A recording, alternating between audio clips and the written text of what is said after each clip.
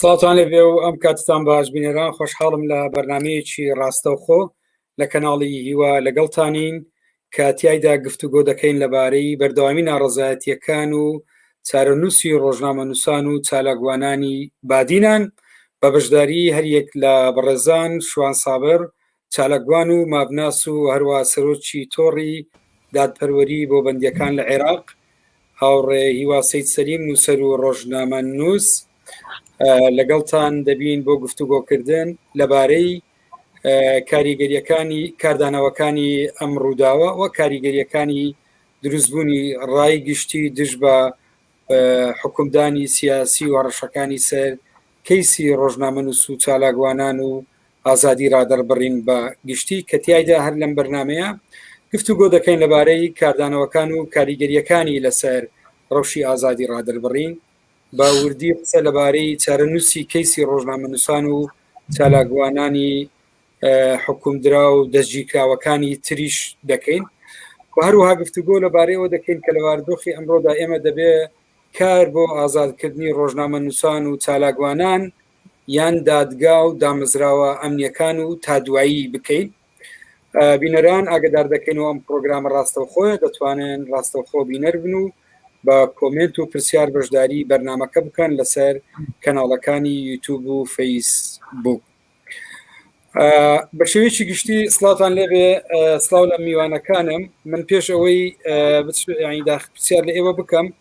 مداخلەیەکی کورد دەکەم و دواتر دێمە لای کاک شوان لە ڕاستیە بە تایبەتی لەبارەی وردەکاری دۆسیەکە لە ڕووی یاساییەوە لە کاک شوانەوە دەست پێ بکەم. بەگشتی ئەوەی ئێمە دەبینین یعنی ڕۆژ لە دوای ڕۆژ ڕووداوەکان بە تێگەیشتنی من و بە پێی ئەو بابڵن موئەشر و ئیندیکەیترانەی کە لەبەر دەستایە ڕۆژ لە دوای ڕۆژ ڕووداوەکان گەڕانەوەی هەرێمی کوردستان پیشان دەدەن بۆ چوار گۆشەی یەکەم ئەوەی پێی دەوترێ مڕەبعی ئەوەل. ئەم گەڕانەوەی بە جۆرێکە لەگەڵ خۆیدا ڕۆژانە مافە سیاسی و ئابوووریەکان زیاتر دەقلیشێنێتەوە. ئەوەی پێش 30 ساڵ لە ئەنجامی راپەڕین و تێکۆشانی گەلی کوردستان بەدەسات بوو ئەمڕۆ لە بەردەم مەترسی گەورەدایە. لە ڕاستیدا مەترسیەک پێش ئەوەی لەسەر چوارچێوەی قەوارەکە بێت وەکەوەی کە هەندێک کەس باسی دەکەن لەسەر شکۆی دانیشتوانێتی. ئەگەر قسە لەسەر دوایین ڕووداو بکەین ڕووداوی یەکەم لەبارەی حکومدان بە 6 ساڵی پێنج دەستگیرکراوەکەی بادینان شێوەی دەستگیرکردن و زیندانیکردن و ئەشکەجەدانی جەستەیی و دەرونی و تەواوی ڕێکارەکانی دادگایی کردن و سزاکەی وەک چاودێران باسی دەکەن ئەوە دووپات دەکاتەوە ڕۆژنامە نووسان و چالاکوانانی بادینان باجی هەڵوێستی سیاسی دەدەن و ئەوەی ڕووداوە بەرامبەر ئەوان و زۆرانی تریش حکمێکی سیاسیە لە بەرگێکی یاساییدا. کاردانەوەکان ڕەتکردنەوەی سزاکەی لە ئاسی ناوەخۆی و دەرەوە دەتوانین بڵێن خاڵێکی گرینگە لە چەندین لایەنەوە گفتوگۆی لەبارەوە بکەین لەو بەرنمەیە و هەڵوێستی سەرۆکی حکوومەت دەتوانین وەک چوارچێوەی یعنی دەچێتە چوارچێوەی بابڵێن کاردانەوەکان بەڵام بە جۆرێکی تر. سەرۆکی حکوومەت وتی لە هەموو داوا لە هەموو لایەک دەکەم ڕێز لە سیستەمی دادوەری هەرێم بگرن لە کاتێکە ئەو پێش دادگا وەکۆی هەمومان ئاگداربین حکمی خۆیدا بوو. تەمان لە ڕێگای ئەم ڕستەیەوە ویستی دووشت بپێچی. یەکەم ینی بێبەریکردنی خۆی و حزبەکەی لە دەستوەردان لە دادگاکان پاک بکاتەوە و بیخاتە سەر خەڵکی تر کە ڕەنگە و بەرنامەی ئێمەش بە جۆرێک لە دەستوەردان لە کاروباری دادگا لێک بدرێتەوە. دووەم بۆ گۆڕین یا بەتاڵکردنەوە کە بکردنەوەی ڕای گشتیە دژ بە بەکارێنانی دادگاکان بۆ سەرکوتی سیاسی کامڕۆ دەبینین خەریکە زۆرینە لەوە تێدەگات. ئەم ڕستەیە و زۆر ڕستەوە پەرەگرافی تریش بێگومان کاکشوان و کاکیواش بینیویانە لەلایەن هەندێک لایەن و کۆمەڵێک پارێزەر و سندیکا پێشتر و دواتریش بە یەک ناوەڕۆک و بە فۆرمی جیاواز دووبارە بیەوە کە مەبەستی ئەمیان ڕێگری و مەترسیە لە فراوانبوونی ناڕەزایەتیەکان و تەشەنەکردنیەتی. ئەوان لە هەر ئەگەرێکی شلەقانی زیاتر دەترسێن لە پشت ڕستەی دەزوەرنەدان لە دادگاکان هێشتنەوەی دەزوەردانیانە لە دادگا و هەموو کایەکانی تریش. قسەکردن لەبارەی گرنگی دروستبوونی ڕایگشتی و کاریگەریەکانی و چۆنیەتی مامەڵەکردنی دەیبێنە بەشی دووەمی بەرنمەکە کە لەم بارودۆخی ئێستادا ئێمە دەبی فۆکسمان لەسەر ئازادکردنی دەستگیراوەکان بێ یان لە ڕاستیە چی بکەین بۆ ڕزگارکردنی دادگاکان و دام و دەستگا ئەمنیەکان لە ژێر کاریگەری و هەیمەنەی حزب دەسەڵاتدارەکان بە شێوەیەکی گشتی. کاک شوان یەکەم پرسیار لە جەنابەت دەکەم. جەنابەت وەکو مافەروەر و وەروە سەرۆکی تۆڕی دادپەروەری بۆ بەندیەکان لە عێراق، ئەگەر هەر لە عنوانی با بڵێن ڕێکخراوەکە تۆ دەست پێ بکەم یان تۆڕەکەەوە دەست پێ بکەم تا چەند دادپەروەری لە دۆسیەی ئەم ڕۆژنامە نووس و چالاگوانانە هەبوو، هەرچەندە ئەوان ئێستا پێیان ناخۆشە ئێمە بڵێن ڕۆژنامە نووس و چالاگوان، و لەو کەیسانەی کە پەیوەندی بە ئازادی ڕادەربڕین بوو. زۆر سپاس. سلااو لێبێ کاکیوە، سلااو لێبێ کاکیواکەی تریش هیوای کاک سەید، سلااو لە هەموو ئەوانەی کە ئێستا متابعەمان دەکەن. طبعا دەسەڵاتی دادوەری نەک ئێستا ماوەیەکی زۆرە لە ژێر پرسیاری زۆر گەورەدایە، هێڵی سووری زۆری بە ژێردا کێشایە. ئەگەر وەکو نمونە بێهینێنەوە ئەوەی کەەوە بریتە لە ڕاستپاردەکانی ئەنجومەنی مافەکانی مرۆڤی لەسەر بەنەتەوە یەکگرتوەکان بۆ ساڵەکانی 2010 2014 2019 کۆی ئەو ڕاستپاردانەی کە ڕوبەڕووی وەفدی عێراقی بۆتەوە لە ساڵی 2010 176 تەوسیە. بەس دەبێ ئەوانەی کەم تابعەمان دەکەن دەبێ بزانن تەوسیە نێودەوڵەتیە بە معنای ڕەخنە دێ، بەڵام لەبەر مەوزوعی سیادەی وڵاتان و لەبەر مەوزوعی کۆمەڵێک ینی قاوغ و قالبی ڕێزگرتن لە سیاسە لە هەندێک مەساڵح و ئەوانە تەوسیات بە جێگەی ڕەخنەی گرتوەوە، جنە خۆی لە ناوەڕۆکدا ڕەخنە و گلەیی کۆمەلگەی نێودەوڵەتیە. با ئێمەشە لەگەر کۆمەلگەی نێودەوڵەتی بڕین با بڵێن تەوسیات. لە ساڵی 2010 کاتێکە عێراق راپۆرتی خولی گشتگیری خۆی پێشکەش بە ئەنجومەنی مافەکانی مرۆڤی سەر بە نەتەوە یەکگرتوەکان کرد لە جنێڤ، من بۆ خۆمێکێکم لەوانەیە کە لە حرەمی مەجلسی حقوق ئینسان ئامادە بوو 176 تەوسیە ڕوبەڕووی وەفدی عێراقی بۆ. بەشێکی زۆر لەو تەوسیاتانە پەیوەندی بە محاکەماتەوە بوو، پەیوەندی بە ئازادی ڕادەربڕینەوە بوو، پەیوەندی بە ماف و ئازادیە گشتەکانەوە بوو، پەیوەندی بە دەزوەردانی دەسەڵاتی سیاسی بوو لە دەسەڵاتی دادوەری و تەوسیاتەکانیش مایە دەتوانن خەڵک بچن لە مووقعی نەتەوە یەکگرتوەکان دەری بێن و ئەگەر دەشیانەوە ئێمە وەکو کتاب وەکو پێشاندان ئەوە ئێمە تەبعمان کردو دەتوانن بێن نوسخەی لێوەربگرن. لە ساڵی 2014 پاشی ئەوەی کە عێراق وعدی ئەوەی دەکە کۆمەڵێک لەو تەوسیاتانە ئیشی لەسەر کە وەزعەکە و بارودۆخەکە باشتر بکاتەوە، ئەوە بوو 176 تەوسیەکە لە جیاتی ئەوەی کەم بێتەوە بوو بە 229 تەوسیە. واتە لە جیاتی ئەوەی ڕەخنە نێودەوڵەتیەکان و لە جیاتی ئەوەی داواکاریە نێودەوڵەتیەکان و کۆمەلگەی نێودەوڵەتی لە هەمبەر هەموو ئەو ماف و ئازادیانێک کە لە عێراق و لە هەرێمی کوردستان هەندێکیان بە شێوەیەکی سیستەماتیکی و هەندێکیان بە شێوەیەکی هەڕەمەچی کە پێشێل دەکرێن و کە تاوانیان بەرامبەر دەکرێن لە جیاتی ئەوەی کەم بێتەوە بۆ هێندە و نیو. ئیتر دوای ئەوە وەفدی عێراقی دیسان بەڵێنی داکە کار لەسەر ئەو تەوسیاتانە ئەو ڕخنێنە دەوڵەتیانە بکاتەوە تا دەبووە لە 2010 راپۆرتی سێن پێشکەشکار، بەڵام ساڵێکی تەجیل کرد لەبەر ئەوەی بیانووی ئەوەی هەبوو کە ئێمە داعش و ئەو هێرشە تیرۆریستیانەی لە سەرمانە نەکراوە ئێمە کۆمەڵێکیشکەین بۆیە ساڵێکمان بۆ تەجیلکەن و ئەنجومەنی مافەکانی مرۆڤیش ساڵێکی بۆ تەجیل کردن. ئەوە بوو لە 11 نۆڤێمبەری 2019 من دیسان بۆ خۆم لەوێ ئامادە بوو. راپۆرتی عێراق خوێندرایەوە ئەم جارە لە جیاتی 176ەکە لە جیاتی 229ەکە بوو بە 390 تەوسیە. واتە ئەگەر تەماشا بکەین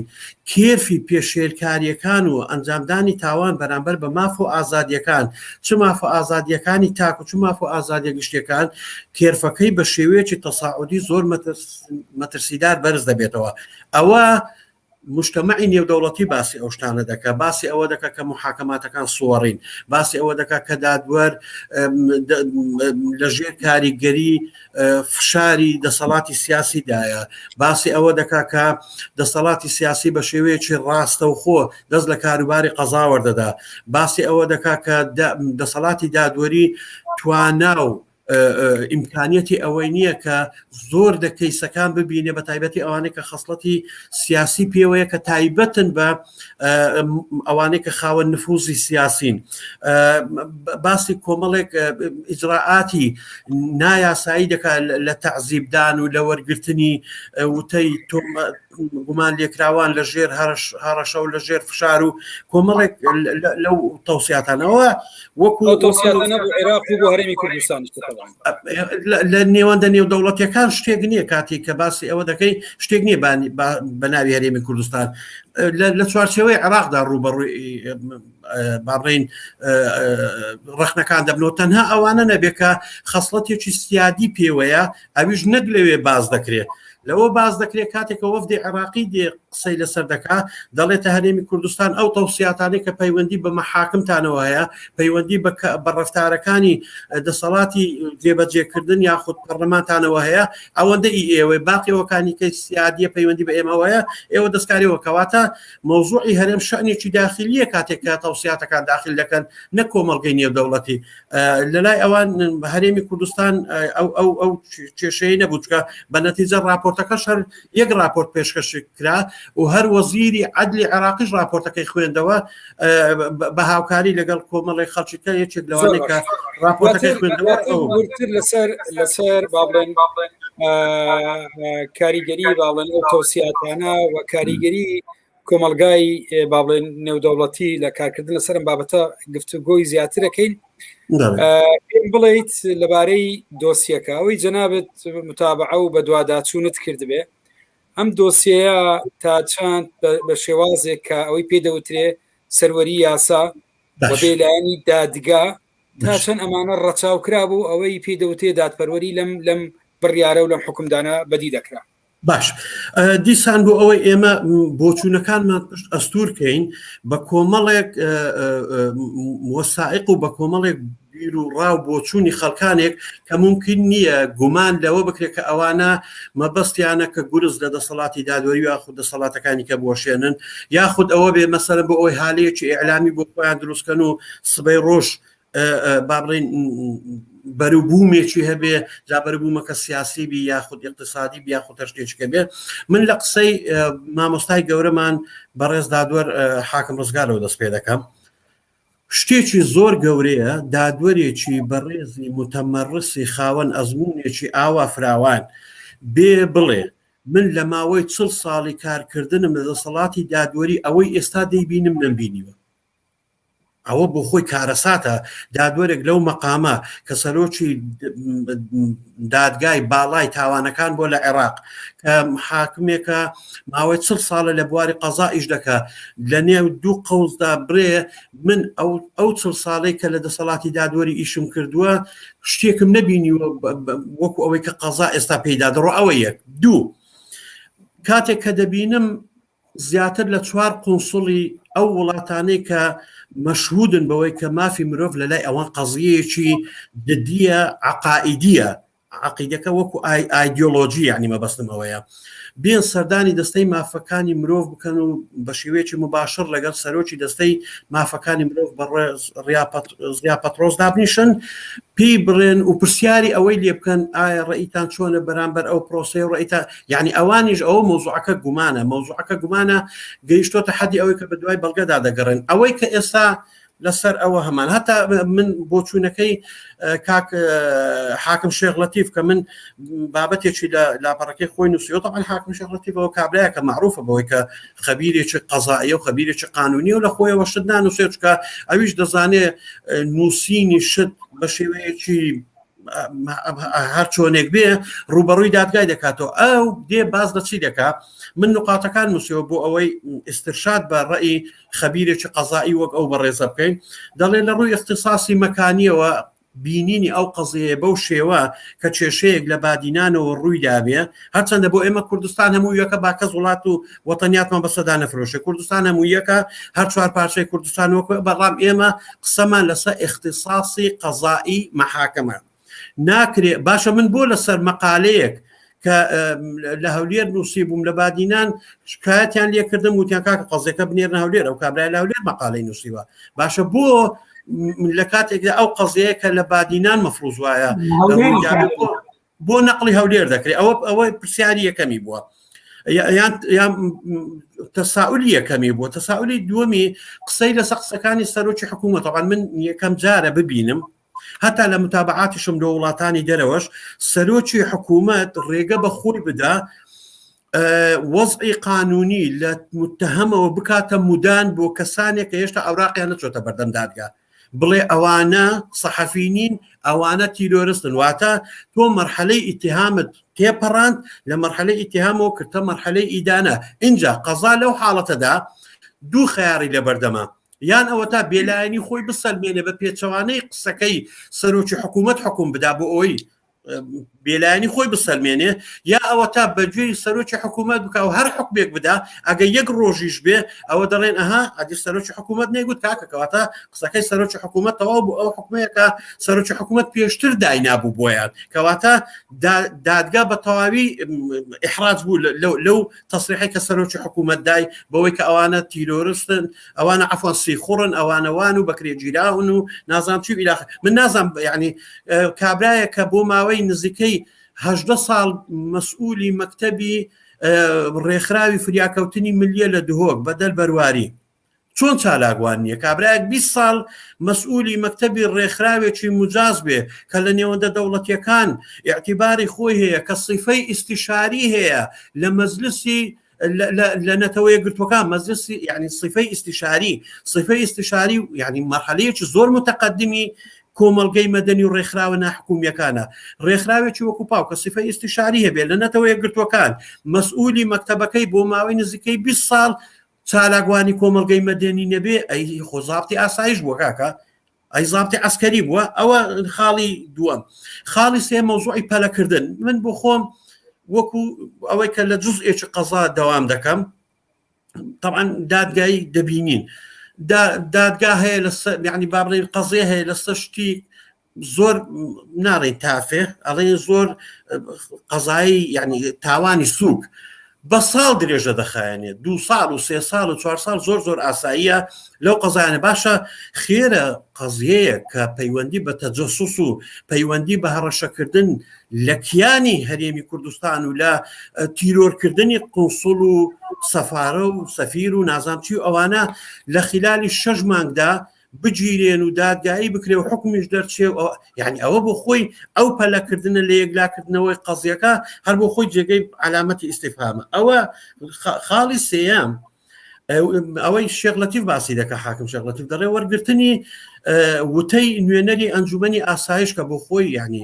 نابێ لە مەرحەلەی تحقیق و لە مەرحەلەی محاکەمە ئەو وتەیە وەرجگرابێ ئەو پێی وایە وەکو خەبیرێکی قەزایی دەڕێ ئەوە بابەتێکە سابقەی وامان نەبیستوە لە قەزا شتێکی ئاوا بێ لە کاتێکدا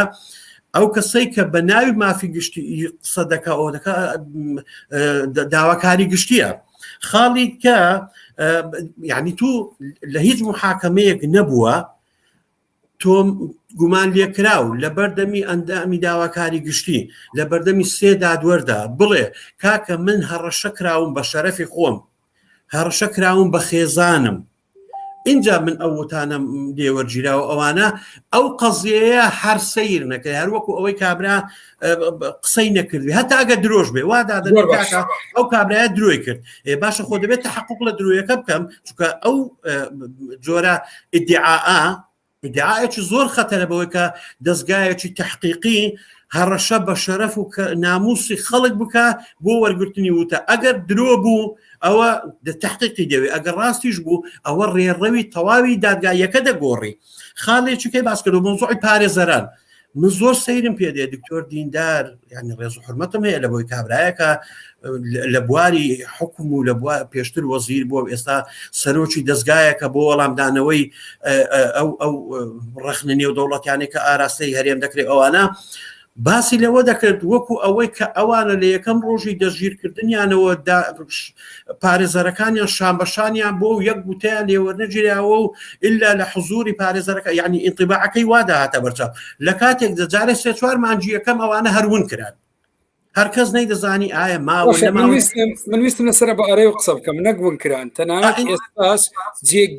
جێگیری سەرۆکی مافی مرۆڤ لە پەرلەمان دەڵێ ویستومانە سەردانی زیندانیەکان بکەن ڕێگەیان لێ نەداوین باش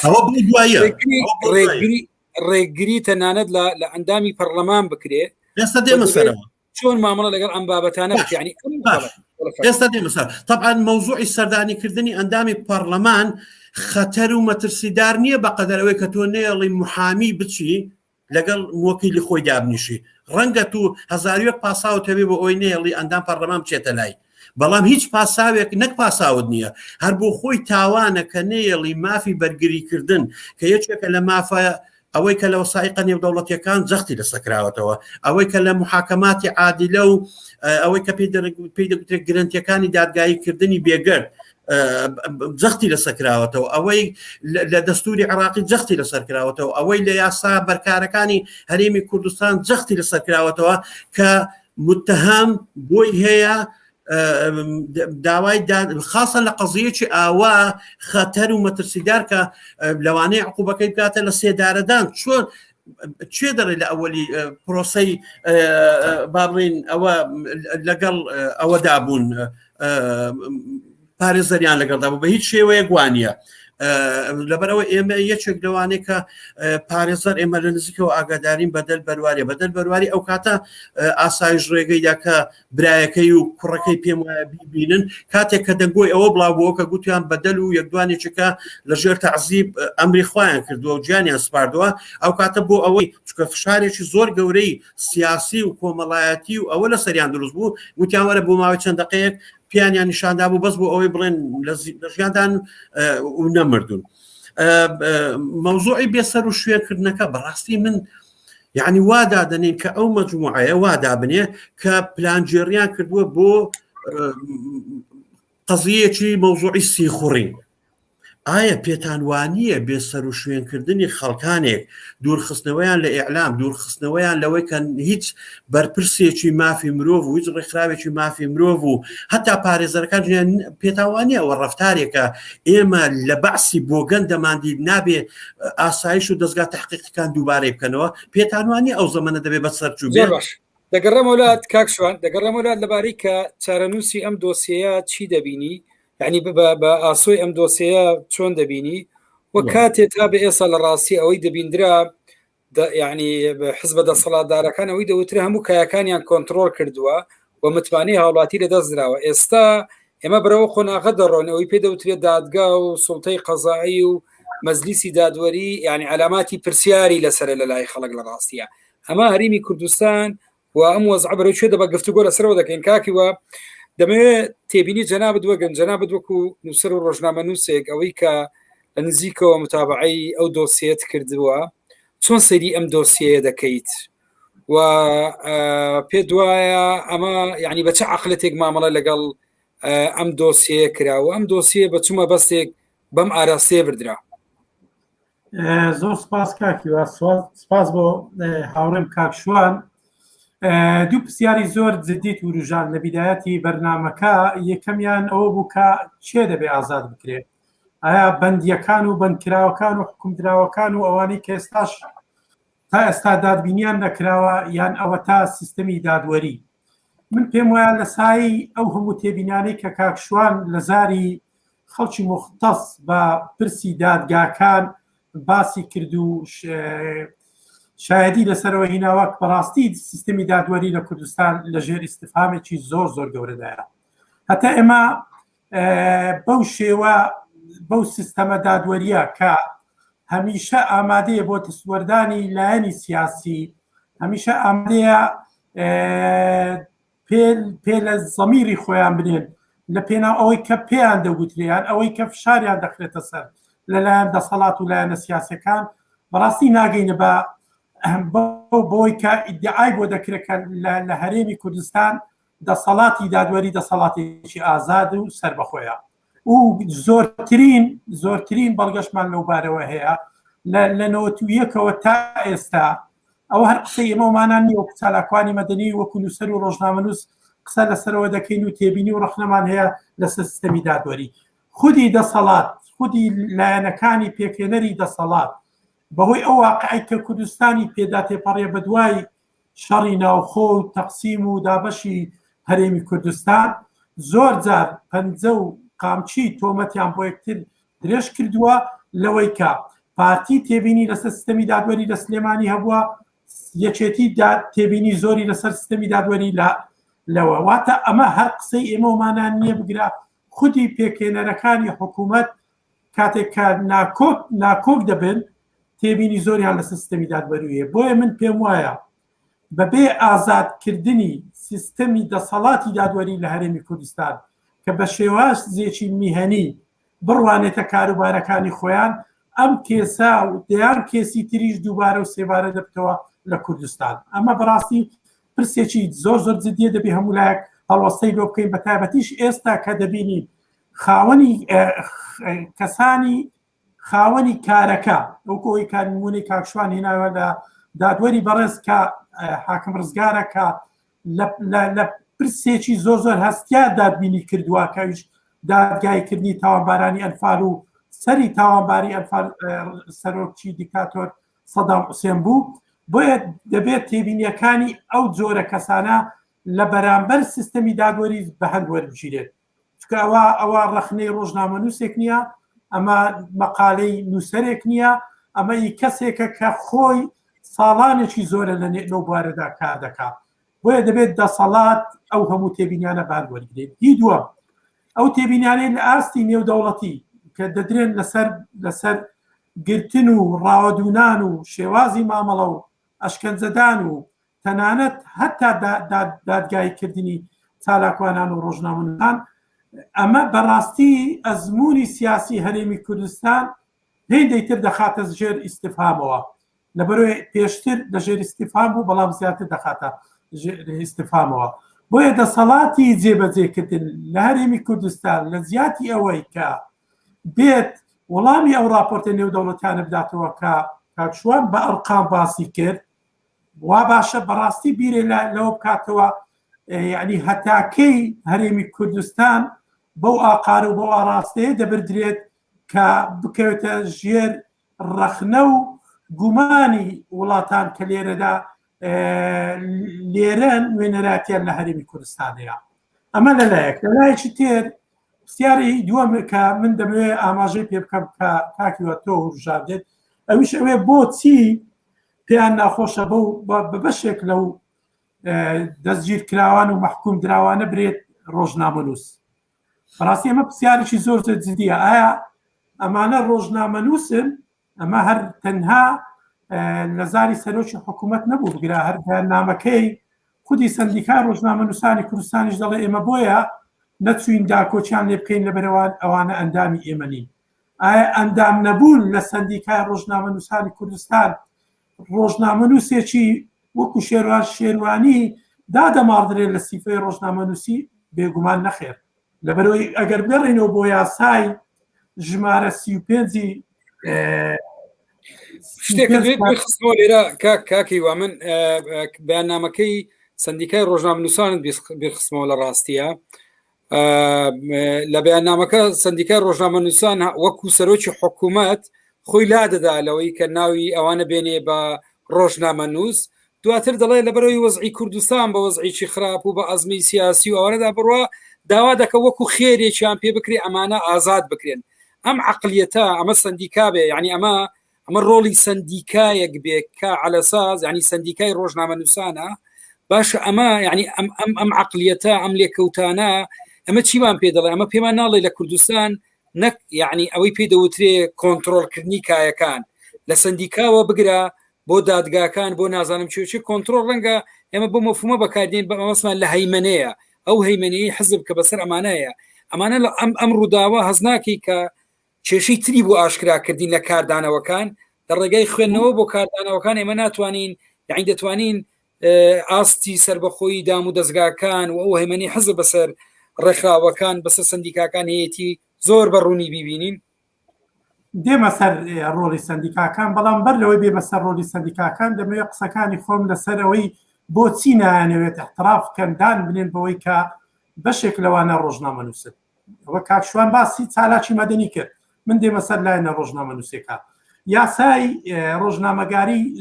لە کوردستان کە لە پەرلەمانی کوردستانەوە دەرچووە، یاسای ژمارە 35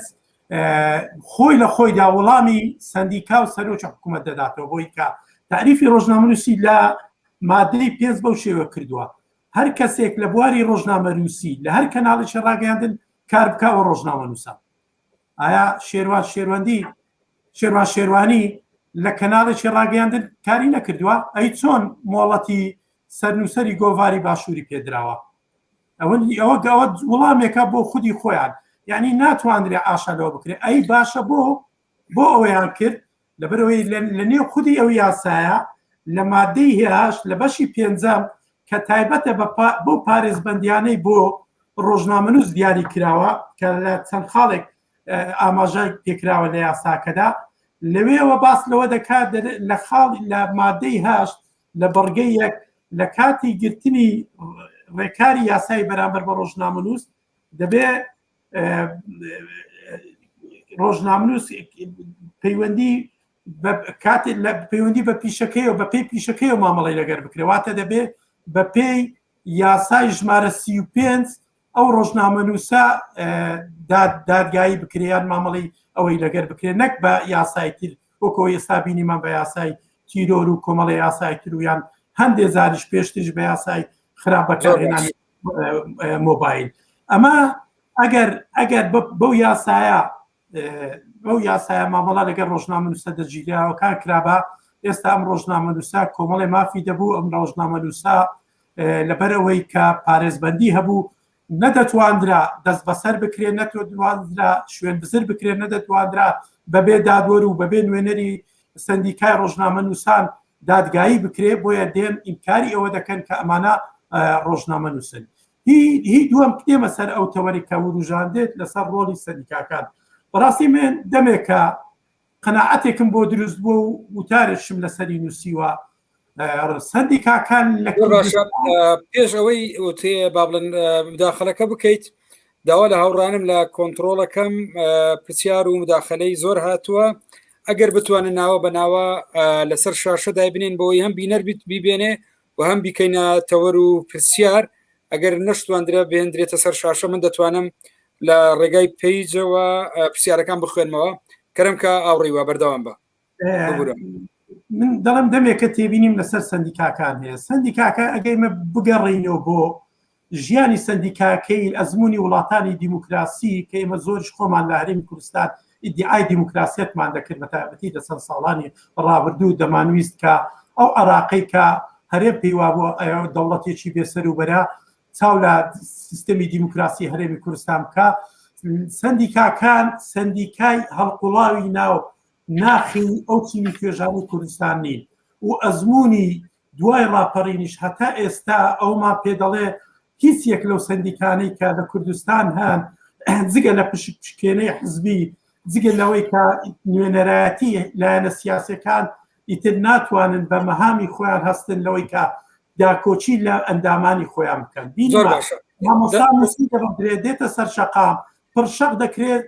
یەکێتی مامۆستایان ناتوانێت بێت وەک پێویست داکۆچی لە مامۆستایان بکە ڕۆژنامەنووس دەگیرێت مافی پێشێل دەکرێت هەڵدەدرێت شون بزر دەکرێت بە یاسای تر دادگایی دەکرێت سندیکای ڕۆژنامەنووسان ئەم جۆرە هەڵوێستە هەیە دەڵێ ئەمە ئەندامی ئێمەنین هیچ خاڵێک لە خاڵی سندیکا کاری ڕۆژنامەی یاسای کاری ڕۆژنامەگەری ناڵێت ئەگەر کەسێک ئەندامی سندیکای ڕۆژنامەنووسان نەبوو سندیکای ڕۆژنامەنووسان نابێت داکۆچی لێ بکەیان نابێ احتراب بۆ بکەکەوە ئەم بۆی جەنابەت وروژاندن لە کاتێکدایە یعنی لە هەموو دنیا ڕێخستنی کاری سندیکایی دەبێت فرەیی کاری سندیکایی بە پێی با بڵێن مافە سیاسی و مەدەنیەکان پارێزراو بێ بۆ چین و توێژەکان لە کوردستان لە کاتێکە سندیکاکانی کرێکاران و سندیکاکانی ڕۆژنامەنووسان و زۆربەی سندیکاکانی تر بە پێی یعنی تەنیا ماف بە یەک دروستبوونی یەک سندیکا دەدرێتن و قبول بە فرەیی سندیکا ناکرێت و سندیکاکەی ئەمەی کە دروستیش بۆ ئێستا هەیە لە ژێر هەیمەنەی حزبدایواتە ئەم نەفەسی لە ئێستا هەیە لە ڕاستیە نەفەسی ئەوەی کە دەیەوێ لە هەموو ڕوێکەوە ئەم کۆمەلگایە قوت بدە ئەو تەماعی کە دەسەڵاتێتی بۆ کۆنتترۆلکردنی کۆمەلگاکە یعنی لە ڕاستیە نەتوانی نەفەس بداتن ئەوەی تر یعنی من لەسەر بابەتی ئەوەی ئێستا دەوترێ دەمە یەک تعلیقێک بدەم لەبارەی با بڵێن قسەکردن لەسەر ئەنجومەنی دادوەری لەسەر سیستەمی دادوەری لە هەرێمی کوردستان هەز دەکەم دەکەم پێشی ئەوەی قسەکە بکەین من ڕقمێکی کە هەیە کە زۆر بە ضروری دەزانم چکە ئەگەر بەسەری دابڕۆین ڕەنگە دواتر تامی نەمێنێ لە بۆتانی باشە من مداخلەکەی خۆم ناکەم بەس تۆ چەند پرسیارێک بۆ تۆ هاتووە لە شێر عەبدولمەجید و شەمال عادل سەلیم چەند شتێکیان باس کردووە لە کۆمنت ئەگەر لای خۆتان بینوسن باشە ئەگەر من دوای بۆتان دەخوێنمەوە و کاتەکە بۆ تۆ من بۆ ئەوەی یعنی ئەنجومەنی دادوەری بەڕاستی ئەوەی ئەنجومەنی دادوەری بەخۆی دابستەوە نەک ئەنجومەن دەسەڵاتی دادوەری چکە دەبێت لای خەڵک ڕوون و ئاشکرابی دەسەڵاتی دادوەری چیە و دادوەران چیە و ڕێکخراوەکانەوەوانە دەبێت لە یەکتر جیا بکەین و دەسەڵاتی دادوەری ئەوەی کە لە دەستوردا باسکراوە لە پێم وایە لە مادەی 89 دەستوری عێراقیە مەحاکم بە هەموو بە اختلافی دەرەجاتیانەوە داواکاری گشتی فلان مەجموعەیەک پێکهاتەیە ئەوانە ئەگەر لە ژێر چەترێکدا کۆ دەبنەوە پێی دەگوترێ دەسەڵاتی دادوەری جا تۆ وەرە تەماشای واقعی هەرێمی کوردستانکە لە هەرێمی کوردستان داواکاری گشتی لە ناو وەزارەتی عەدلە واتە وەزارەتی عەدل کە دەستگایەکی تەنفیزیە ڕەقیبە بەسەر دەسەڵاتی دادوەریەوە کە ئەوە لە هیچ شوێنێکی دنیا ئەو شتە نابینیەوە ئەوە ئیشرافی عەدلی خۆی مەفروضە ئیشرافی قەزائیمان نەبێت چکە ئێمە دەسەڵاتی دادوەریمان هەیە بە حساب وەکو قانون دەبێت ئیشرافی قەزائیمان هەبێ هەتا ئێستا ئیشرافی عەدلیمان هەیە ئیشرافی عەدلیش کە ئیشی چاودێریکردن و بەدواداچوونە بۆ مەهام و ئەدائی مەحاکم ئەویش بەشێکە لە وەزارەتی عەدل کە دیسان دەسەڵاتی تەنفیزیە و ڕەقیب و لێپرسینەوە دەکات لەسەر مەحاکم کاوەش بخۆی دەستێوەردانێکی وازحی دەسەڵاتی تەنفیزیە بۆ دەسەڵاتی قەزائی ئەگەر ئەوانە هەموو کۆکەینەوە دیسان بڵێنکا کە ڕۆژێک لە ڕۆژان ئەوانە چارەکرێ ئێمە لە ساڵی 2013 و 2014 جەنابیشتان پێم وایە بەشێک بوون لەو ئیڤێنتێکە کردمان مؤتەمەرێکمان کرد بە ناوی مؤتەمەری چاکردنی سیستەمی دادپەروەری لە هەرێمی کوردستان کە لە هۆتێلی شیراتۆن لە هەولێر باشە لەو مؤتەمەرە من یەک کەلیمە قسە ناکەم ئەو ڕقەمەی کە دەیبینن کە بریتە لە کۆی ئەو تەوسیاتانەی کە دادوەران و ئەندامانی داواکاری گشتی و مشرفی عەدلیەکان و پارێزەرەکان ئەوانەی کە پێیان دەگوترێت ئوسرەی قەزائی بۆ خۆیان هەستان 440 تەوسیەیان تۆمار کرد تۆ ئەگەر لەو ڕقەمەیە 440 تەوسیە حکوومەت بەنێک تەوسیە دەڕوخێ دەسەڵاتی دادوەری بۆ خۆی ئیقراری کردووە لە نهایەتی مؤتەمەردا دەڵێ من 440 نەقسم هەیە باشە ئەگەر مەحزەری هەرێکێک بێ من دەیدەمێ ئەگەر بەس مەحزەری کۆبوونەوەی دادوەرە بە ڕێزەکان تەمەشا بکەی بزانە چۆن باز لە دەزۆردانی دەسەڵاتی سیاسی لە کاروبارەکانیان وەردەدەن باز دەکەن ئەوە بە شێوەیەکی گشتی واتە مەوزوعەکە هەر تەوسیاتە نێودەوڵەتیەکان نییە تا بڵێنەوە بۆعدێکی سیاسی نێودەوڵەتی هەیە مەوزوعەکە هەر پەرلەمانتارانیە بۆ بڵین ئەوە مساومەیەکی سیاسیە و ئەندام پەرلەمانێکی گۆڕان قسە دەکاو یایی کۆمەڵە یایی یەکگرتووە یایی هەریەکێکەیە ئەوە مۆزوعانان نییە هەتا بڵین وڵا ئەوە نان و پیازی پێوە دەخۆن وەکو بۆ خۆیان چکات و ئێستا هەر ڕخنەیەک بگری دەڕێ ئەوە نان و پیاز کاکە واز لەوانە بێنە خۆ ئەو 440 تەوسیەی کە ئەنجومەنی دادوەری بۆ خۆی سەرپەرشتی مؤتەمەرێکی دوو ڕۆژەی کرد خۆ ئەوەی خۆتانە ئێوە بۆ خۆتان هاتوون دادوەرە بە ڕێزەکان بە ئامادەبوونی سەرۆکی ئەنجومەنی دادوەری کە ئەو کاتە دادوەر ئەحمەد عەبدوڵڵا زوبێر بوو ڕێز و حورمەتمان لێرەوە لە بۆی کە ئەو بۆ خۆی سەرۆکایەتی ئەو مؤتەمەڕی کرد هەتا مدحەت المەحمودیش کە سەرۆکی مەجلیسی قەزای ئاعلای عێراقی بوو ئەو کاتە هاتۆ بەشداری کردیا ئەو هەموو وەزیرە ئەو هەموو قۆنسولیات ئەو سەفاراتە بەشداری ئەو مؤتەمەڕەیە کرد ئیقراری ئەوەیان کرد کە 440 تەوسیە هەیە باشە 440 نەقس هەیە باشە ئەگەر دەسەڵاتێک 440 نەقسی تێدابی ئەوەیە من تازە گومانم هەبێ ئایا دەسەڵاتی دادوەری کێشەی هەیە لە میزانی عەدالەیان نا ئەوە من پرسیارەکە بۆ خۆیان بەجێ دێڕمەوە کاتێک کە تۆ خۆت بڵێ من 440 نەقسم هەیە من تازە پێت بڵێم ئەرێ میزانی عەدالەت لا سەنگەیان نا تۆم لەبیرە دەگەڕێمە وڵات پێشەوە من دەمێ مداخلەکەی خۆم جارش کەش تاخیرەکەم بەڵام چەند پرسیارێک هاتووە هەندێک لە ڕاستیە ئەمە ئەوەی هاوڕەش لێر عەبدولمەجید نووسێتی تا هەتا حەزبدا لە دەسەڵات هەتا حەزب دەسەڵاتی لە حکومەت باڵاتر بێ هەرگیز سیستەمی دادوەری سەروەر و بێلایەن نابێت. باشترین نمونەش ئەم دۆسیەیە کە چەند کەسێکیان بەم شێوازە حکومدا. شەمال عادل سەلیم چەند شتێکی نووسی و ئەوەی لە ڕاستیە فریا بکەوم کە بیخوێنمەوە. دەڵێ پەیوەندیم کرد بە 3 پەرلەمانتار لەبارەی سۆراخکردنی تەندروستی زیندانیەکان. شەمال عادل سەلیم هەمان دەناسی ڕۆژنامە نووس و نووسەرێکی ینی دیارە بە تایبەتی دوای ئەوەی کە مانگرتن باز لە مانگرتنیان لە خواردن کرا لەبارەی باری تەندروستیان. دەڵێ وەڵامی پەرلەمانتارەکان بەم شێوە بوو هەر 3 پەرلەمانتار. یەکەمیان دەڵێ هەر 3 پەرلەمانتار بۆ شێوە وەڵامیان داوەتەوە. پەیوەندیمان کردو بەلایانی پەیوەندیدار لە ڕێگای تەلەفۆن مەسج نامەکان بەڵام هەوڵەکانمان بێ ئەنجام بۆ وەڵام نەدراونەتەوە لە هەوڵەکانمان بەردەوام بن. دەڵێ لە خاڵیشتر لەبارەی سندیکا دەڵێ پەیوەندیم کرد بە سندیکای ڕۆژنامە نووسان لەبارەی وەزعی با بڵێن ڕۆژنامە نووسەکان. دەڵێ وەڵامی سندیکا ئەوە بوو سەردانی کردنی پێش ڕۆژنامە نووسەکە لەوانە وەڵامی سندیکا گفتوگۆی هەمەلایەنەمان لەسەر ئەو برادرانە هەیە بەڵام کێشەکە ئەوەیە ئەوانە ئەندامی سندیکان نین لە هیچ دەستگایکی ڕۆژنامە نووسی کار ناکەن و هیچ گرێبەستێکی ڕۆژنامە نووسیشیان نییە. بە هەر حاڵ ئەوەی پێمان بکرێت کەم تەرخەمی ناکەین. من دەمەوێت لێر ڕاستیە ئەمە ئەگەر ویستان تعلیق لەسەر ئەمانە ببن یعنی ئەم احتیکارکردنی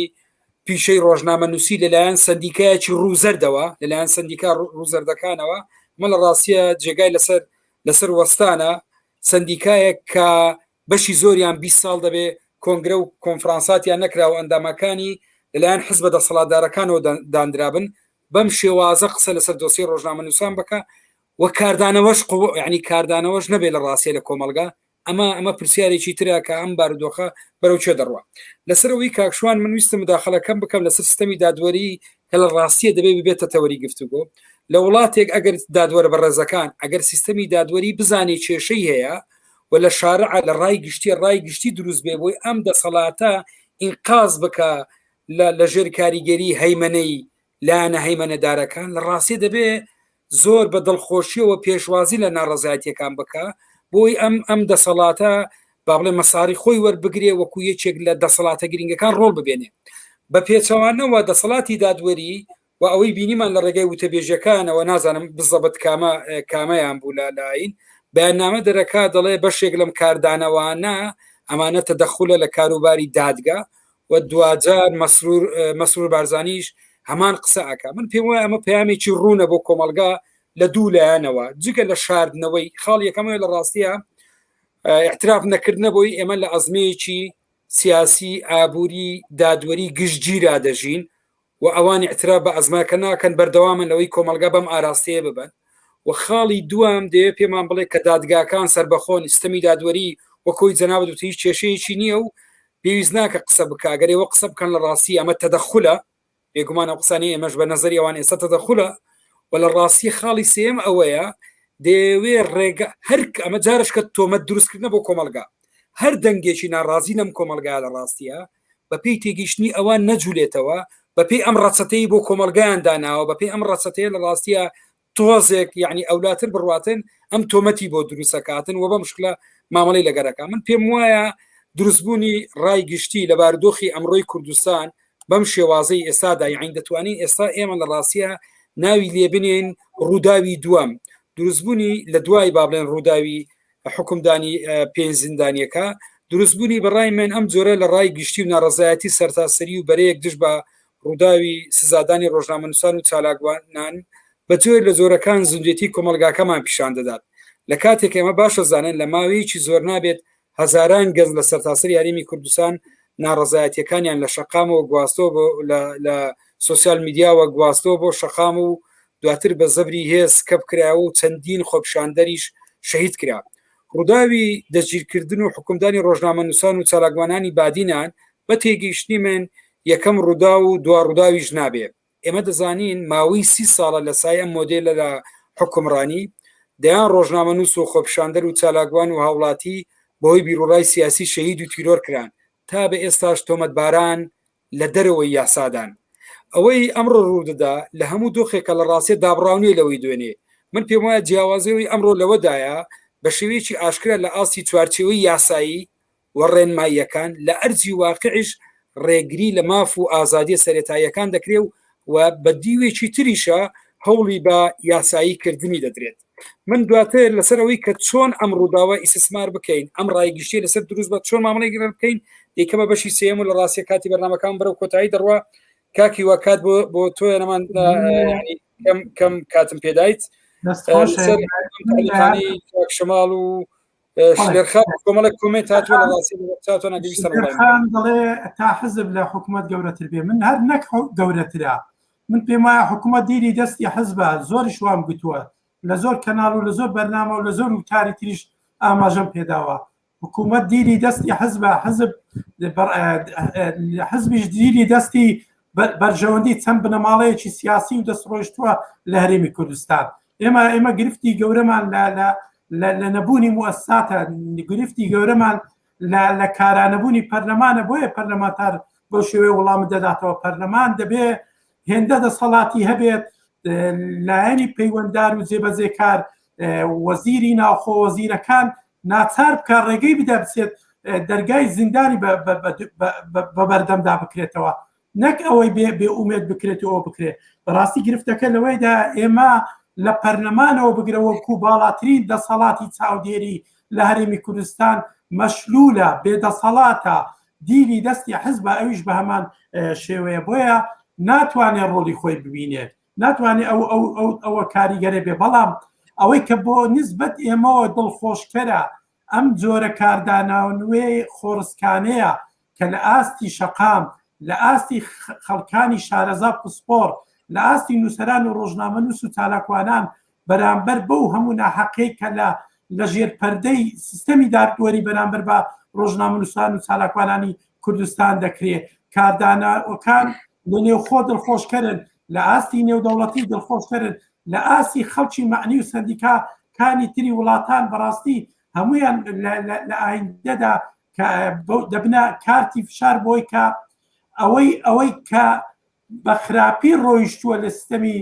حکومڕانی هەرێمی کوردستان چیتێت بواری پێنەدرێ و ڕێگری لێدە بکرێت زۆر باشە کاکشوان ئەگەر چەند تێبینێکت مابێ کاتی بەرنامەکەمان بەرە و ینی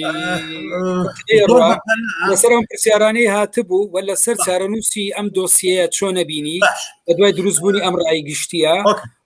بەڵێ فەرموو ئۆکەی زۆر بەسەر من با لە کۆمنتەکەی کاک بایازیدەوە دەست پێ بکەم باسەوە دەکات دەڵێت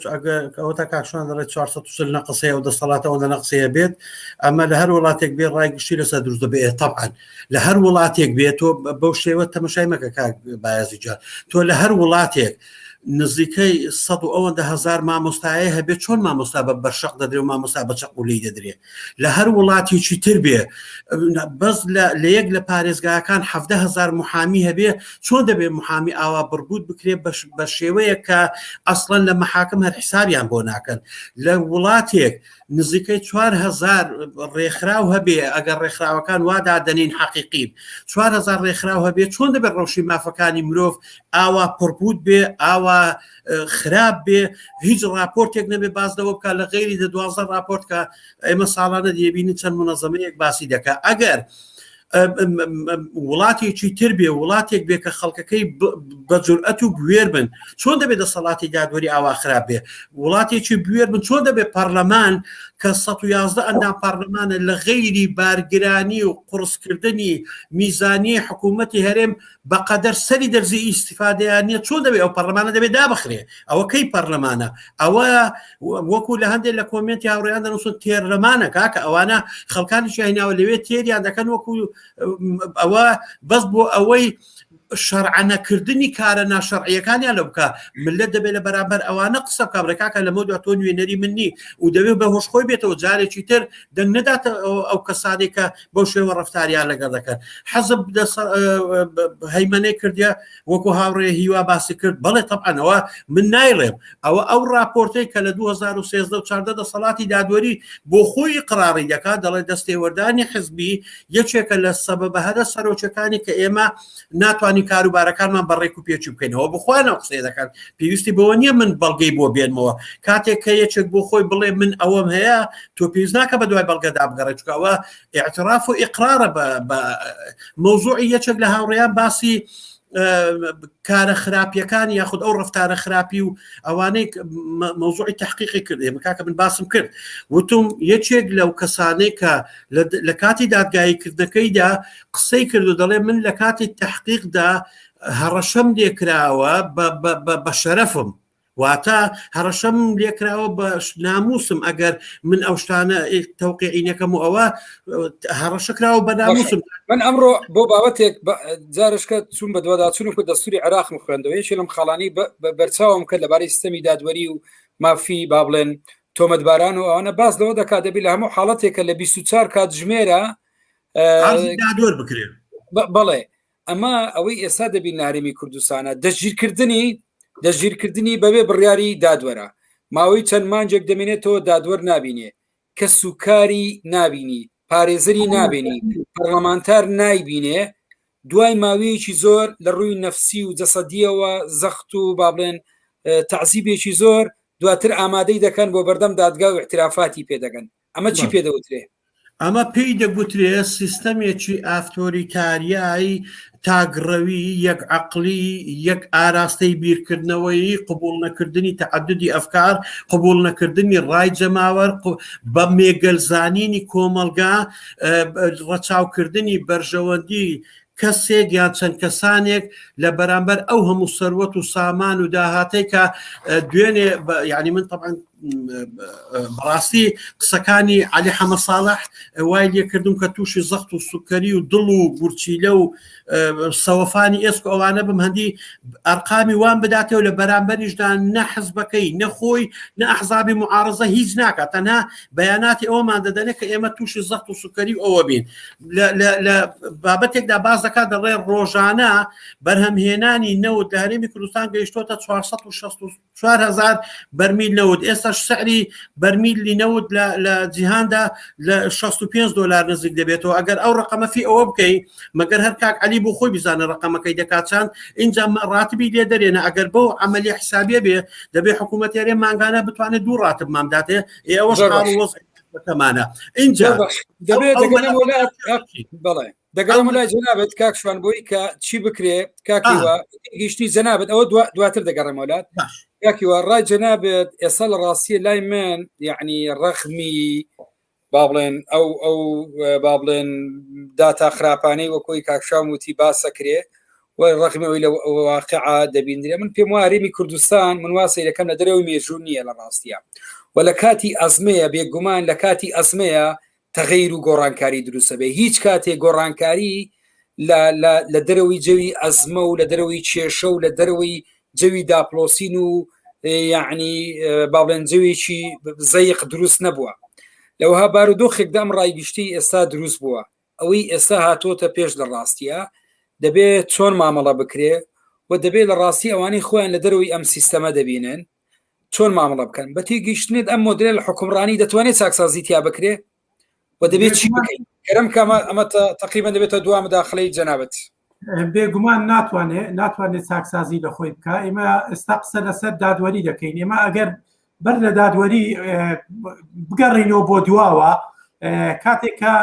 ئێمای کە دەمان نووسی لەسەر ئەو سیستەمی گەندەڵی و مافیەی کە لە کوردستان هەیە لە بواری ئابووری و لە بواری دزی و فزیە کە لە کوردستان هەیە بەشێک لە دەسەڵات زۆر بە ناڕەحەتی وەڵامیان دەداینەوە بەڵام ئێستا خودی خۆیان ئەتراف دەکەن دەڵێن ئەگەر سیستەمی گەندەڵی و ئەوەی کە بە سیستەماتی کراوە بۆی من دەڵێم سیستەمی گەندەڵی لە کوردستان بە سیستەماتی کراوە ئەگەر هەنگاوی بۆ نێنەی چارەسەری نێنەی نەکەین سەرمان دەخوا ئێستا پرسێکی تر هاتۆتە پێش کە پێی دەگوترێ خراپی و خراپ بەکارهێنانی دەسەڵاتی دادگاکان لە بەرامبەر ناڕەزایەتەکانی خەڵکی کوردستان. من هەر ئەوەی کە باس کرا کە کاتێک کە یەکێ لەوانێکە دادگایی کراوە باس لەوە دەکا کە من هەڕەشەی ناموسم لێکراوە، دەبێ دەسەڵاتدارانی هەرێمی کوردستان لە هەرەمی هەرە دەسەڵاتەکەوە ئەوە بێنە بەرچاوی خۆیان ئەوان کاتێککە پێشمەرگە بوون، کاتێک خوشک و داک و ئەوانەی ئەوان لە دادگاکانی بەعس لە ئەمنی شیمال لە ئەمنەکانی هەولێر و مووس و سلێمانی هەڕەشەی ناموسیان لێ دەکرا، ئەوە چا ڕێستێکیان دەبوو.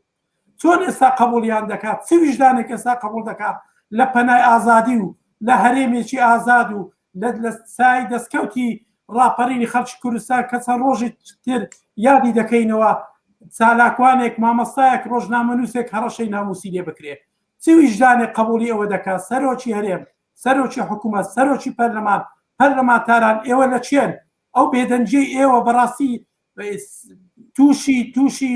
کۆمەڵێک دنیایەک رەخنەوەی تقادی زیاترتان دەکات. بۆ قبولتانە کوڕێکی کورد، کوڕێک کە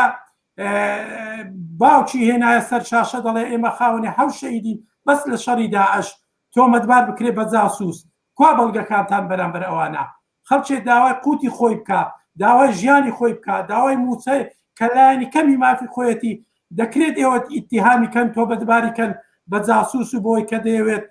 ئەزمموی سیاسی هەرێمی کوردستان تێکدا.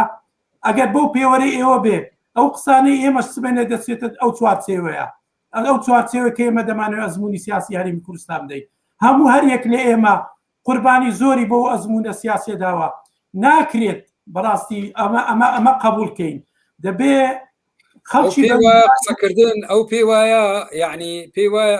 ئەو یەکسانە بە ئەزمموی کوردستان، ئەو یەکسانە بە ئاڵای کوردستان، بە کۆی نیشتیمان قسەکردن بەو یعنی قسەکردن بە هەموو شتانە. کاکیوە شتێک بیرخستنەوە یەک دەقەکاتت دەمێ وەڵامی بدەیتەوە.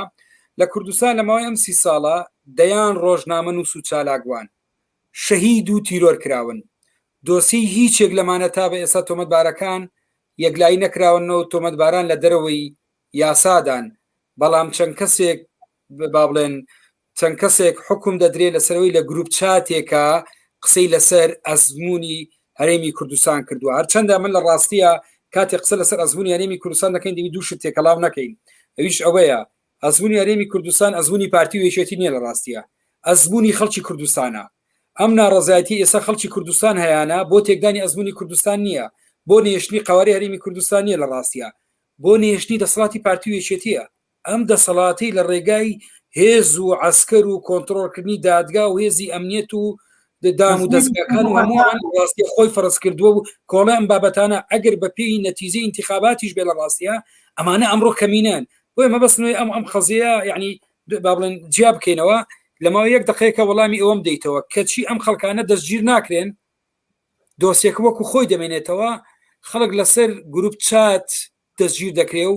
سیفەی ڕۆژنامەنووس و چالاکوانی لێ دەسەندرێتەوە، دەکرێت بەسی خۆڕیش. بۆ تو بکاکیوە. بڵێ بەتەکید ئەو ئیدعانەی کە دەکرێت بە ناوی بۆ ئەو وەتەنیاتەی بە ئێمە دەفرۆشێتەوە. ئێمە لە سەردەمی بەعس کاکشوان جیلی ئێمەیە، هەم هاوکارم هەم ئەوە بووە هاوڕێی خوێندرم بووە، دەزانێت ئێمە ئەو کاتش کە من نمونێ ئەنفالەکان دێنمەوە. ئەنفالەکان کاتێک تەعبیەی بەعسی بۆ دەکرا بەوەکەوەی کە ئەوەی پێشمەرگە بێ هەڕەشێ لەسەر کیانی دەوڵەتی عراقی. ئێستا گوێم لە هەمان نەغمە دەبێتەوە، ئەوەی داوای مافی خۆی بکە هەڕەشێ لەسەر کیانی هەرێمی کوردستان. ئەو نەغمەیە نەغمەیەکی بەعسیانەیە، نەغمەیەکە کە بەڕاستی خەڵکێک لە پەنای ئەو دەسەڵاتە سیاسیە بە فکری بەعسیانە بیر دەکاتەوە. کاتێک من داوای قوت و داوای ژیان و داوای ئازادی خۆم دەکەم، ئەو بێ ئیتیهامم کاکە من هەرێمی کوردستان تێک دەدەم. ئەزمموی هەرێمی کوردستان وەکۆی جەنابەت باس کرد کاکیوە، ئەزمموی خەڵکی کوردستانە، ئەزمموی کەسوکاری شەهیدان و ئەنفالکراوانی خەڵکی کوردستانە، ئەزمموی دەسەڵاتێک نییە کە بە تەزویر درێژە بە تەمەنی خۆی دەدات، بە تەزویر و بە دزی درێژە بە تەمەنی خۆی دەدات. نابێ ئەمە بە ئێمە بفرۆشنەوە. ئێمە دەمانەوێت خەڵک لە چوارچێوەی یاسا، لە چوارچێوەی ماف و مافی خەڵک مافی تاک مامەڵەی لەگەر بکرێ نەک ئەوەی بە زمانی هەڕەشۆ بەوەی کە کوردەواری گوتوێتی بەوەی کوچی بنعبا بەرامبەر بە چالاکوانان و ڕۆژنامەنووسان و مامۆستایان و خەڵکی بەشمێنێتی خەڵکی کوردستان بەکاربێت. دەستەکانت خۆش کاک شوان پرسیارەکە ئەوەیە کە ئەم دۆخە ینی بەرەو چێ دەڕوا و لەبارەی با بڵێن چارەنووسی دۆسیەکە لەبارەی با بڵێن تەمەیزکردنەوە و یان پێداچوونەوە پێدا نەچوونەوەی ئەگە زۆر بە کورتی لە ماوەی دەقە و نیوەکە. اوكي زۆر سپاس بە کورتی طبعا ئەو بارودۆخەی کە دەسەڵات داهێمی کوردستان دروستی کردووە لەسەر سێ ئاستبن کاردانەوەی لێ دەبینیم کاردانەوەی سیاسی بەوەی کە سەفارات و قونسولیات و نێوەندە نێو دەوڵەتیەکان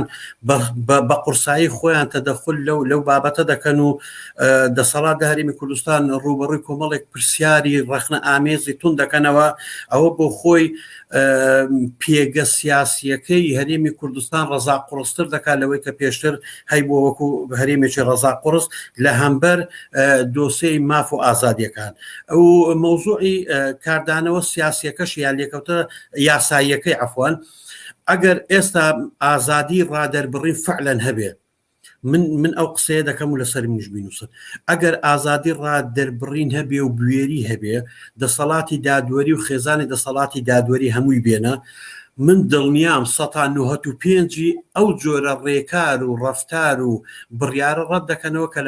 لە بەرامبەر ئەو کێسەکرا لە ڕووی یاساییەوە لە ڕووی قەزاییەوە لە ڕووی دادوەریشەوە چونکە قازی مۆزوعەکە هەر مەتنی قانون و دەقی قانونیە بەقەدەر ئەوەی کە عەدالەت و زەمیری قازی و محکەمەی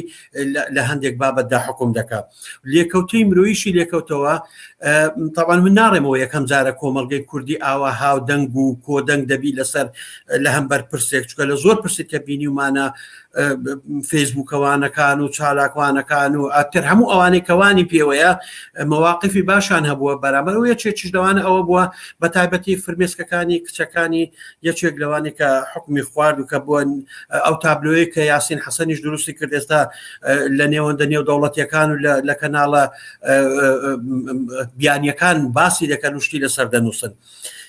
چی لێ دێ ئەوە طبعا يعني بۆ خۆی گاڵتەیەکی فرمێسک ینی وەکو ئەوەیە بڕێن تراجیدیایکی کۆمیدیای یا کۆمیدیایکی تراجیدیاییە ئاوا وەری بگرە کاتێک کە لە سەرۆکی هەرێم دەپرسن دەڕێکاکەوە دوا قۆناغ و یا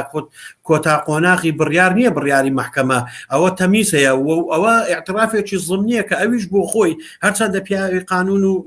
ئەوە نییە قەزانیە بەڵام على الأقل وەکو مرۆڤێک وەکو وجدانێک ئەگەر تەماشای مەوزوعەکەی کردو دەزانێ ئەو حکومە کۆمەڵێک علاماتی استفهامی لەسەر یەکسەر بۆیە ئیشارەت بە تەمیز دەکاتەوە دەڵێ لەسەرەوە محکەمەی تەمیزێ من پێم وایە محکەمەی تەمیز نەک من ڕێگەی نیشان دەچکە و مامۆستایانەیە کە لە محکەمەی تەمیزەکەن مامۆستای ئێمەن بەڵام بۆ یعنی پارسەنکردنەوەی لا سنجی میزانی عدالت دەبێ چاوخشاندنەوەیەکی تەواو بە کۆی پرۆسەی تحقیقدا بخشێنەوە باشە ئەمە باسیوانەکە ئەمانەی کە تەوا حکم دراون ئەی ئەمانی تر پێم وایە حکومەکانیان بە تەکید وەکو ئەوانە نابێت چکە کۆدەنجیەک هەیە وەکوتم لە ڕووی سیاسی و لە ڕووی یاسایی و قەزایی و لە ڕووی کۆمەڵایەتێکە کاکشۆن ئەم کۆدەنجیە ئەم ناڕەزایەتی ئێستا هەیە دوێنێ پێ ڕێگا لە پەرلەمانتار گیراوە خەڵکەکە ببینی من سوپاسان دەکەم لە ڕاستیە پێشەوەی سوپاسمان بڕۆی بڕوا بکە منیش ئێستا مەسئولی دەستگای ئاسایشی ئەو شوێنە بامایە کە ئەو کەسانی لێدانراوە نەبدێژ ئەو پەرلەمانتارە بێتە ژوورێ ئەوە 6 مانگە لە نابد لە چی 6 مانگە ئەو خەڵکە بێسەر و شوێنە خۆت و حزبەکەت و حزبە معارزەکانی ناو پەرلەمان لەکوێن ئەگەر ئێوە ڕاست دەکەن مەلەفی دادوەری و مەلەفی ماف و ئازادیە گشتەکان و مەلەفی ئازادی ڕادەربردن و ڕۆژنامەنووسی لەلاتان قەزەیەکی ئایدۆلۆژی و عەقائیدیە فەرموو بە یەکەوە هەمووتان ئیستیقالە بدەن ئەگەر ڕاست دەکەن و درۆ ناکەن بۆیە بۆ ئێمە نەڕێژن لە کۆتای فلیمی هندیدا بێن وەڵا ئێمە ویستمان سەریان لێدەین بۆ 6 مانگەوە پێشکە سەر و شوێنیان نەبوو ئێوە و حزبەکان و حزبە هاوڕێیەکانتان وەکو ئەحزابی معارزەکە خۆتان دەناسێن سەردانیتان نەدەکردن دەستەکانت خۆش کاکی وەبینی خۆمان بێ کاکشوان کاتی من و تۆی زۆر بەکەمێشتەوە دەست خۆش کاکشوان من آخر مداخلە ئەکەم زۆر بە کورتی من پێم وایە هەموو ئەو ڕووداوانە و هەموو ئەوانەی ئێمە دەبینین لە ڕاستیە دووپاتیەوە دەکاتەوە کە هەرێمی کوردستان بە قۆناغێکی خراپ و بە قەیرانی گشتگیر لە ڕاستیە تێدەپەڕێ و دووپاتیەوە دەکاتەوە لە ڕاستیە جگەل لە پەرەپێدان و پێشخستنیە و بزوتنەوە ناڕەزایەتی ئێستاە و هەموو ئەوانەی خۆیان لە دەرەوەی ئەم سیستەمە دەبینن و خۆڕێخستنیان لە چوارچێوەی بەرەیەکی سێم لە ڕاستیە هیچ بژاردەی تر نییە بۆ چاکسازی ڕاستەقینە یان بۆ گۆڕانکاری ڕاستەقینە یان بە جۆریشتر من پێم وایە زیندوتر و واقعبینانەتر لەوەی ئێستا ڕێخستن و ئاراستەکردنی ئەم بەرەیە بەرەی ناڕەزایەتی خەڵک بۆ بەدێنانی گۆڕانکاری سیاسی و ئابووری و ئازادکردنی دادگاکان و هێزە ئەمنی و سەربازیەکان و کۆمەلگا لە دەست هەیمەنەی حزبە ئۆلیگاریشەکان لە هەرێمی کوردستان من پێم وایە ئەوەی هەیە دەبێت بپەڕێتەوە لە دیاردەی گلەیی و ڕەخنە لە دەسەڵات چیتر نابێت خەون لەسەر دەسەڵاتێک هەڵبچنیت کە زیاتر لە چارەگە سەدەیەکە تاقی کراتەوە بە تێگەیشتنی من کاتی ئەوە هاتووە بزوتنەوەی ناڕەزایەتی کۆمەڵایەتی و هێزە سیاسیەکانی دەرەوەی دەسەڵات و چون و توێژەکان بیر لە خۆڕێخستنی و دروستکردنی بەرەی سێم بکەنەوە من پێم وایە ئەم بەرەیە ئەگەر لە چوارچێوەی ئادیایەکی ڕوون نەبێ و لە چوارچێوەی کاری عەفەیی وەکۆی کە هاوڕێیوا باسی کرد بمێنێتەوە لە چوارچێوەی بزوتنەوەیەکی خۆڕسچی و ئەمڕۆ تووڕەت دەبی و بەیانی دێتە شەقام و دوو بەیانی سار دەبێتەوە من پێم وایە دەسەڵات باش لە مینە گەیشتووە و زۆر بە ئاسانی بەیانی دەتوانانی سوسیال میدیا خۆ لە بەخدا چینمانەی کە هەرچی ئینتەرنێت تێدایە خەو قەزیەکە کۆتایی پێدێ من پێم وایە دەبێ ئەوەی دەوترێ یعنی بە دڵێکی گەرم لە ڕاستی مامەڵە لەگەڵ ئەم قەزیە بکەین و ینی بە پشودریەک کە پێم وایە ئەم گۆڕانکاریە لە نەتیجەی بەردەوامی بوونمان ئەم بەرنامانەی دەیکەین ئەمەی لە شوێنی زۆر دەیکەین ناڕەزایەتی بە ئوسلوبی زۆر هەر یەکە لە شوێنی خۆمان و جگە لە گۆڕانکاری جەوری من پێم وایە بەرژەوەندی هەموو خەڵک لە ڕاستیە لە ڕووی شکۆی ئینسانەوە لە ڕووی مافە سیاسی و مەدەنیەکانەوە و لە ڕووی مافە ئابووری کۆمەڵایەکانەوە هەموو لە بەردەم مەترسی گەورەدایە کارەبای کاکشوانیش قوت بوو گەلک سپاس بۆ بینەران کە لەگەڵمان بن سپاس بۆ هەریەک لە بەڕێزان ئیوا سەید سەلیم نووسەر و ڕۆژنامە نووس و هەروە شوان سابر مافپەروەر و چالاگوان و سەرۆکی تۆڕی دادپەروەری بۆ بەندیەکان لە عێراق سپاس بۆ هاوڕێ ئاسۆ دەوڵەت لەگەڵم بوو بۆ پێشکەشکردنی ئەم بەرنامەیە سپاس بۆ بینەران بۆ بەردەوامیدان و پاڵپشتیکردنی کەناڵی هیوا داواکارم لە خوارەوە سەبسکرایبی کەناڵەکە بکەن کاتێکی ئارام بۆ هەموو لایەک